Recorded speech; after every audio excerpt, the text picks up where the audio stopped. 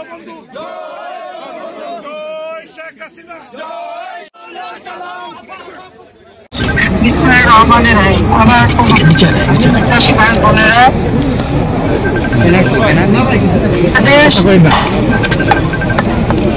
যখন আমরা উন্নয়নশীল দেশ হিসেবে মর্যাদা পেলাম, আত্মসজীব উন্নয়নের দিকে বাইরে এগিয়ে যাচ্ছে, বাংলাদেশের মানুষের জীবনের শান্তি নিরাপত্তা আমরা নিশ্চিত করতে সক্ষম হয়েছি। অন্ধ বস্ত্র বাসস্থান চিকিৎসা শিক্ষা উন্নয়নের ব্যবস্থা করে বাংলাদেশকে আমরা একটা উন্নত সমৃদ্ধ দেশ করবো এবং উন্নয়নশীল দেশ হিসেবে গড়ে তুলব এবং ভবিষ্যৎ ৪১ সালের মধ্যে উন্নত দেশ হিসেবে গড়ে তুলব। সেই তখন সব আমাদের দেশে একটা গোটা আন্দোলনের নামে এবং এই একটা পর্যায়ে যখন আমরা আন্দোলনে আলোচনা করে ছাত্র সমাজের সমস্ত দাবি মেনে নিলাম, তখন তারা এক দফা দাবিতে চলে গেল। শুধু তাই না, সেই সময় আমরা দেখলাম কয়েকটি হত্যা হলো। যখন ৬টা হত্যা হলো, আমি তখনই একটা জুডিশিয়াল এনকোয়ারি কমিটি করে দিলাম। এই হত্যাকাণ্ড কেন ঘটলো, কিভাবে হলো, কার দ্বারা হলো এবং যারা দায়ী সেটা বের করতে। দুর্ভাগ্যের বিষয় হলো যে একের পর এক এই ধরনের অগ্নিসংযোগ হত্যাকাণ্ড এইসব ঘটনা ঘটতে শুরু করলো। ২০২৪ সালের ৭ থেকে ১৫ জুলাই পর্যন্ত ছাত্ররা যে আন্দোলন করছে, তখন কিন্তু কোনো ধরনের পুলিশি বাধা বা কোনো কিছু করা হয়নি। কিন্তু যখন অগ্নিসংযোগ এই হত্যাকাণ্ড শুরু হয়, তখনই আমরা দেখি যেটা অস্বাভাবিক পরিস্থিতির সৃষ্টি করছে। সেই মেট্রো রেল থেকে শুরু করে বিটিভি ভবন থেকে শুরু করে প্রতিটি জায়গায় আগুন দেওয়া, পোড়ানো, মানুষের ঘর পড়ানো, এইভাবে মানুষ হত্যা করা। আমরা আমাদের জুডিশিয়াল কমিটি কিন্তু তদন্ত শুরু করলো।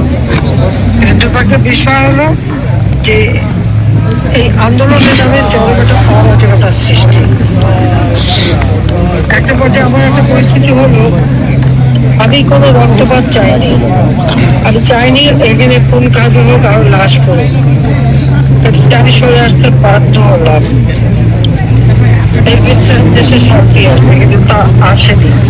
আজকে প্রতি পদে পদে মানবাধিকার লঙ্ঘন হচ্ছে বাংলাদেশে।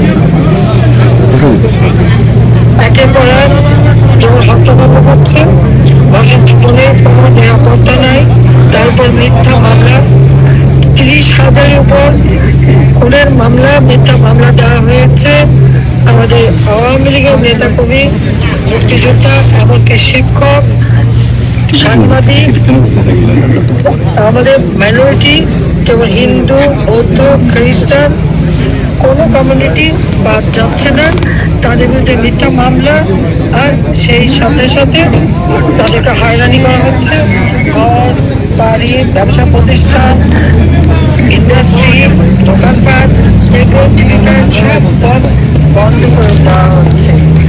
এমনকি আমাদের যারা প্রবাসী বাঙালি, তাদের আগ্রহের সঙ্গে তাদেরকেও হয়রানি করা হচ্ছে, হামলা করা হচ্ছে। ইতিমধ্যে যেমন ১১টা গির্জা ভেঙেছে, হামলা করেছে, বৌদ্ধ মন্দির ভেঙেছে, হিন্দুদের মন্দির ভেঙেছে, পারিবারিক লুট এবং হামলা এগুলি করে যাচ্ছে। আমাদের স্থানীয় সরকার যারা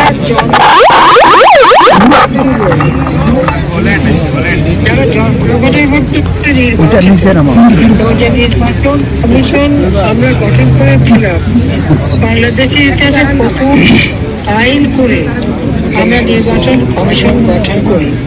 এবং হাবিবুল আউয়াল সাহেব কোনো রাজনৈতিক দল করতেন না, সৎ একটা মানুষ ছিলেন। আমরা যে নির্বাচন কমিশন গঠনের জন্য কমিটি করে দিয়েছিলাম, তারা কিন্তু হাবিবুল আউয়াল সাহেবকে প্রধান নির্বাচন কমিশনার হিসেবে তাকে নিয়োগ দেয় এবং কমিশন গঠন করে। বলতে এই তার অধীনে স্থানীয় সরকার থেকে শুরু করে জাতীয় সমস্যা নির্বাচন হয়েছে। এই নির্বাচনগুলি অত্যন্ত অবাধ, সুষ্ঠু, নিরপেক্ষভাবে অনুষ্ঠিত হবে। দুর্ভাগ্যের বিষয় রেকর্ডিং করা হয় পরবর্তী যেন আমরা সবাই শুনতে পারি, ওইভাবে অনেক কিছু শুনতে পারি। আমরা দেখি অগ্নিসংযোগ এইগুলি চলতে থাকে।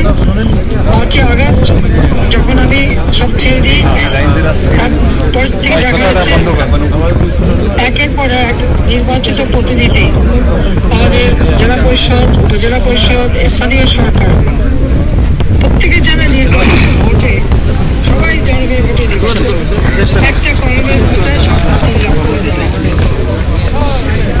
সাংবাদিক 132 জন সাংবাদিকের অ্যাক্রেডিটেশন কার্ড বাতিল, 106 জনের বিরুদ্ধে খুনের পরিণাম।